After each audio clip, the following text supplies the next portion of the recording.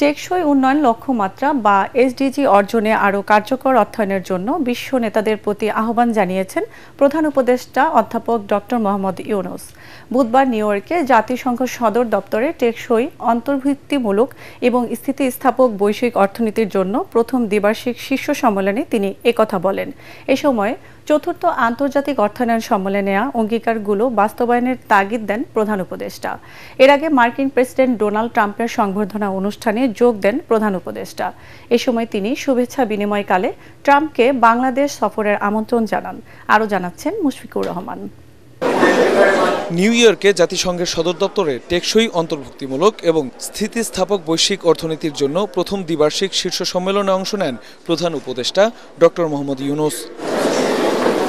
টেকসই উন্নয়ন লক্ষ্যমাত্রা অর্থায়নে প্রতিশ্রুতি বাস্তবায়ন শীর্ষক অনুষ্ঠানের উদ্বোধনী অংশে প্রধান উপদেষ্টা বলেন, টেকসই উন্নয়ন লক্ষ্য অর্জনের জন্য বছরে $4 ট্রিলিয়ন মার্কিন ডলারের বিনিয়োগ ঘাটতি পূরণ করা চ্যালেঞ্জিং হলেও অপরিহার্য।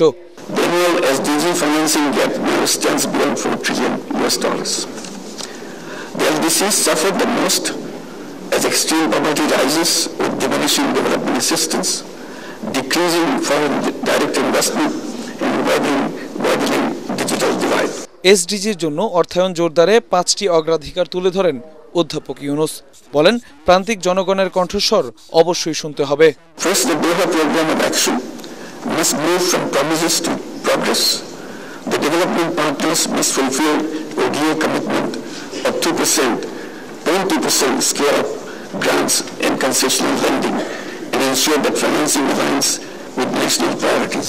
এর আগে প্রেসিডেন্ট ট্রাম্পের আমন্ত্রণে এক সংবর্ধনা অনুষ্ঠানে যোগ দেন প্রধান উপদেষ্টা মোহাম্মদ ইউনূস। এ সময় মার্কিন প্রেসিডেন্ট ডোনাল্ড ট্রাম্পকে বাংলাদেশ সফরের আমন্ত্রণ জানান তিনি।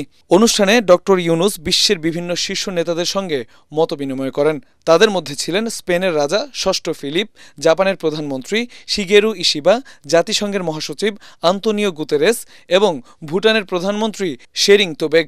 এছাড়া তিনি যুক্তরাষ্ট্রের পররাষ্ট্রমন্ত্রী মার্কো বিও এবং দক্ষিণ ও মধ্য এশিয়ার মার্কিন বিশেষ দূত সার্জিও গরের সঙ্গে সাক্ষাৎ করেন। বুধবার নিউ ইয়র্কে জাতিসংঘ সদর দপ্তরে জাতিসংঘ সাধারণ পরিষদের অধিবেশনের ফাঁকে পাকিস্তানের প্রধানমন্ত্রী শাহবাজ শরীফের সঙ্গে বৈঠক করেন প্রধান উপদেষ্টা। নিউ ইয়র্কে একটি হোটেলে ইতালির প্রধানমন্ত্রী জর্জিয়া মেলোনির সঙ্গেও বৈঠক করেছেন ডক্টর মোহাম্মদ ইউনূস। মুশফিকুর রহমান, ATN বাংলা।